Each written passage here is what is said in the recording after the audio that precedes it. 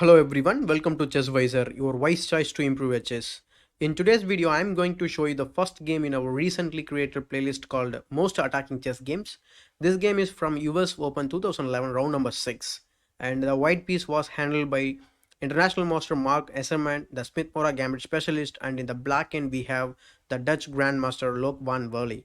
And this is one of the crushing attack by white in the Smith-Morra Gambit. So watch this video till the end and enjoy this ruthless attack by Mark Esserman. And please check the description for more info regarding this game. So without any further delay, let's get started.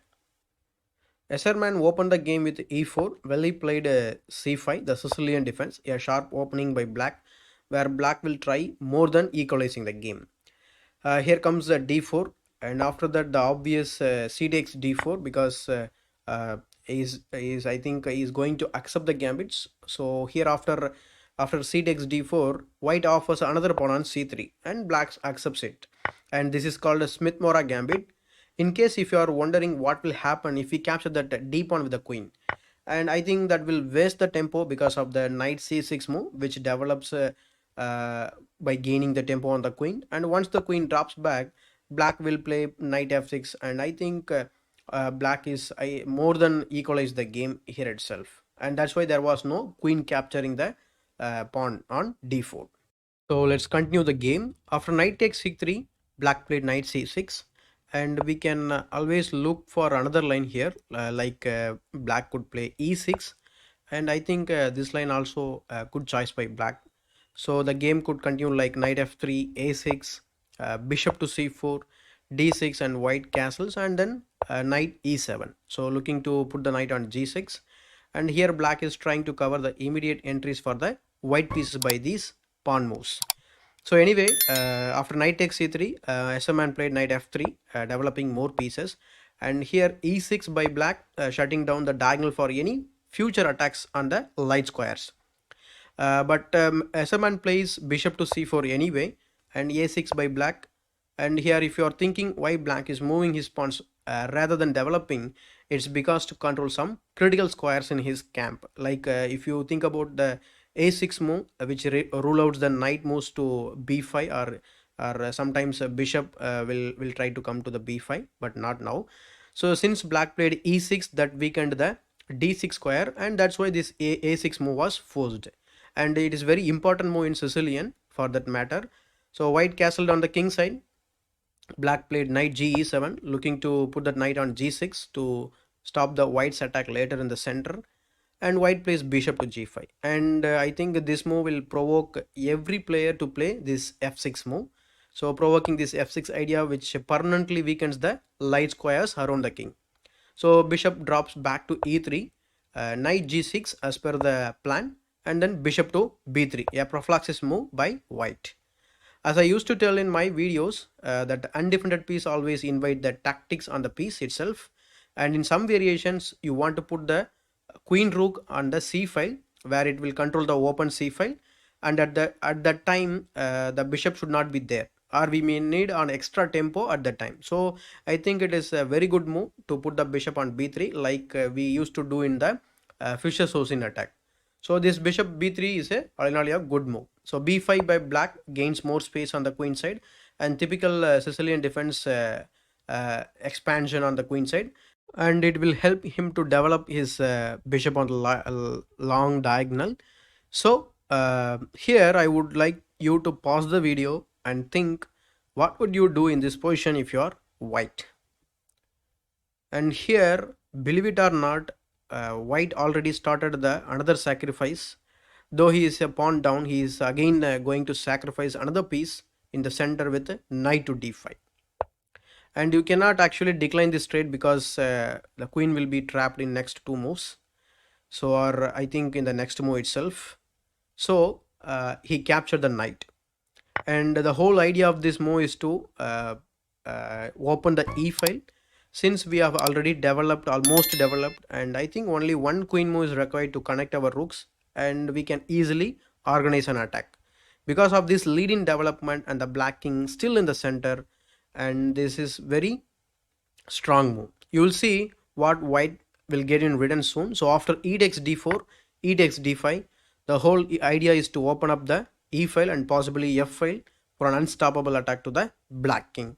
So knight c e5 by black, pawn to d6, killing the bishop's life, and it is also making sure that the king will be in the center for more time, and that will favor white's attack. So bishop to b7, developing a piece, and SMN captures the knight. And I would like to recall one important principle here. When you are down in material, you don't want to exchange the pieces, but here actually we are removing the defenders around the king, and that's why Mark SMN here exchange that knight immediately. Here black can recapture either by the pawn or the knight. In the game, he captured by the pawn. I think we should also look at this another variation, that is what will happen if he captures back with the knight. So after knight takes e5, we can play rook e1, x-raying the king and possibly to give some nasty discovery. So let's say black plays rook c8, we can kick the knight with the f4. Once the knight moves away, we can easily win the game here by giving this discovered check to the king and winning the queen. And that is why black did not go in that variation. So let us go back and continue our game. And here after this Mark Esserman played pawn to f4 to open the e file again, and here Willie played queen f6, freeing her square for the king. But before that, we should also check the other variation which is very tempting for black, and that's to capture the f pawn with the e pawn, which will open the e file. Nobody is going to do that, but out of the curiosity, let us check the variation. And here white should not capture the pawn with the bishop, and that will blunder the game away immediately, because after queen b6 check, king h1 and knight takes bishop, after the rook recapture, black can castle on the queen side and win the game easily. So here instead of that, white should play rook e1, sacrificing the bishop and keeping the queen away from b6 square.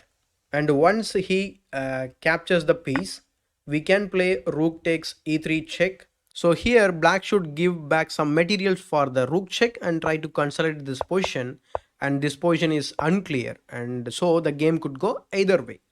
But black played queen f6, which is a more ambitious move, I would say, because he clears a square for the king and he is also trying to become active, which is not good when your opponent is already attacking you. So anyway, after f takes e5, queen takes e5, now the file is completely open, but how to make use of this? That's the question. And here Esserman played the absolute best move in the position, that is bishop to g5 double exclamation, which sacrifices a piece but it prepares rook e1 check. That is very important in the position, and these two bishops will be so powerful. So black played finally bishop e7, realizing that he has to give back the material advantage to save the king. And I think we should check what will happen if queen takes the bishop.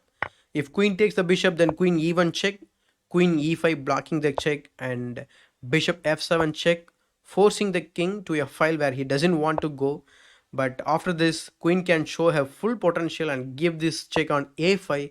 After king c8, queen c7 is a checkmate, and that's why he did not play that move, that is accepting that piece. So he played bishop e7. So after this, bishop f7 check, king d8, after that d takes e7 check, knight takes e7, queen to d2, and then king c8. King c8 actually is trying to run away from the attack, but after this, rook a c1 check, and here Veli played knight c6 blocking the check. And if king goes to b8, then bishop f4 wins the game immediately. And if not king b8, he can go to d8. I think in this variation he could get checkmated like in the previous one. So he did not play both of the moves, so he played knight c6. So after this, Mark Esserman played rook f d1, the attacking the d7 pawn, and now queen f5 by Burley, defending the weakness. Bishop f4 and gives up another piece to finish the black. So after queen takes f7, Mark Esserman played queen d6, threatening the checkmate again. So king runs into a self-pinning, and which loses on the spot. So Esserman captured that knight. After bishop recapture, queen takes the bishop. Here Burley resigns and relieved from the torture. So let us see what will happen if black proceeds the game. Let's say black plays rook c8, which was under attack. Then bishop to g5 check wins the game. If not rook c8, he could try rook a7 again. We can give bishop g5 check. If king moves, then it is checkmate. If queen blocks the check, then we can capture the queen and win the game soon. Thank you so much for watching this video till the end. Please like this video and comment your ideas, thoughts, and even video suggestions below in the comment section. And if you're new here, kindly consider subscribing the channel for more such videos. And if you are looking for some chess tricks and traps, you can check the videos which is right there on your screen. So this is Chess Wiser, your wise choice to improve your chess.